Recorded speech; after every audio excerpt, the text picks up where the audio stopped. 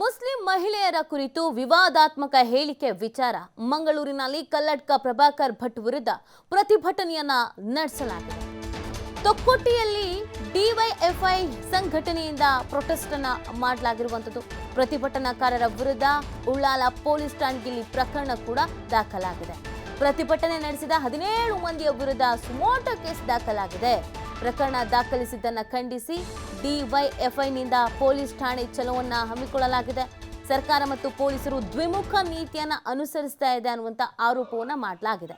ಉಳ್ಳಾಲ ಶಾಸಕ ಯುಟಿ ಖಾದರ್ ಈ ಬಗ್ಗೆ ಉತ್ತರಿಸುವಂತೆ ಒತ್ತಾಯವನ್ನು ಕೂಡ ಮಾಡಲಾಗಿದೆ. ನಾವು ಕಲ್ಲಡ್ಕ ಪ್ರಭಾಕರ್ ಸ್ಟೇಟ್ಮೆಂಟ್ ವಿಚಾರಕ್ಕೆ ಸಂಬಂಧಪಟ್ಟಂತೆ ಪ್ರತಿಭಟನೆಯನ್ನು ಮಾಡಿದ್ದೇವೆ. ನೀವು ಅವ್ರನ್ನ ಕರೆದು ವಿಚಾರಣೆಯನ್ನು ಮಾಡಬೇಕು. ಅದನ್ನು ಬಿಟ್ಟು ಪ್ರತಿಭಟನೆ ಮಾಡಿದವ್ರನ್ನ ಅರೆಸ್ಟ್ ಮಾಡ್ಕೊಳ್ಳೋದು ಅಥವಾ ಅವ್ರ ಮೇಲೆ ಕೇಸ್ ಹಾಕೊಳ್ಳುವಂಥದ್ದು ಎಷ್ಟರ ಮಟ್ಟಿಗೆ ಸರಿ ಅನ್ನೋದು ಪ್ರಶ್ನೆ.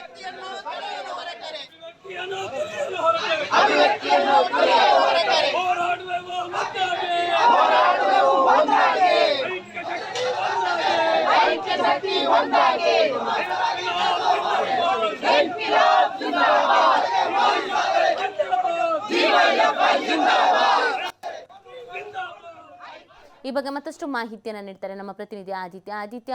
ಇಲ್ಲಿ ಪ್ರಭಾಕರ್ ಭಟ್ ಅವರ ವಿಚಾರಕ್ಕೆ ಸಂಬಂಧಪಟ್ಟಂತೆ ಅವರ ಒಂದು ಸ್ಟೇಟ್ಮೆಂಟ್ಗೆ ಹೋಗಿ ಪ್ರತಿಭಟನೆಯನ್ನ ಮಾಡಲಾಗ್ತಾ ಇತ್ತು. ಬಟ್ ಪ್ರತಿಭಟನಾಕಾರರ ವಿರುದ್ಧವೇ ಸುಮೋಟೋ ಕೇಸ್ ದಾಖಲಾಗಿರುವಂಥದ್ದು. ಇದು ಯಾವ ರೀತಿಯಾದಂಥ ಅಸಮಾಧಾನ ಆಕ್ರೋಶಕ್ಕೆ ಕಾರಣವಾಗಿದೆ? ಏನು ಹೇಳ್ತಾರೆ ನಾಯಕರುಗಳು? ಕಲ್ಲಡ್ಕ ಪ್ರಭಾಕರ್ ಭಟ್ ರವರ ಒಂದು ಹೇಳಿಕೆ ಅನ್ನುವಂಥದ್ದು ಏನಿತ್ತು, ಇದು ರಾಜ್ಯವ್ಯಾಪಿಯಾಗಿ ಪ್ರಮುಖವಾಗಿ ಮುಸಲ್ಮಾನ ಸಮುದಾಯ ಹಾಗೂ ಅನೇಕರ ಒಂದು ಆಕ್ರೋಶಕ್ಕೆ ಕಾರಣವಾಗಿದ್ದಂತಹ ಘಟನೆ. ಕಲ್ಲಡ್ಕ ಪ್ರಭಾಕರ್ ಭಟ್ ರವರನ್ನ ಬಂಧಿಸಬೇಕು ಅನ್ನುವಂಥ ಆಗ್ರಹಗಳು ಅಲ್ಲೇ ಹಲವೆಡೆಯಿಂದ ಕೇಳಿ ಬಂದಿತ್ತು. ಅನೇಕ ಕೇಸುಗಳು ಕೂಡ ದಾಖಲಾಗಿತ್ತು. ಪ್ರಮುಖವಾಗಿ ದಕ್ಷಿಣ ಕನ್ನಡ ಜಿಲ್ಲೆಯಲ್ಲೂ ಕೂಡ ವಿವಿಧ ಸಂಘಟನೆಗಳು ಪ್ರತಿಭಟನೆಯನ್ನ ಮಾಡಿತ್ತು ಅವರ ಬಂಧನ ಆಗ್ಬೇಕು ಅನ್ನುವಂಥ ನಿಟ್ಟಿನಲ್ಲಿ.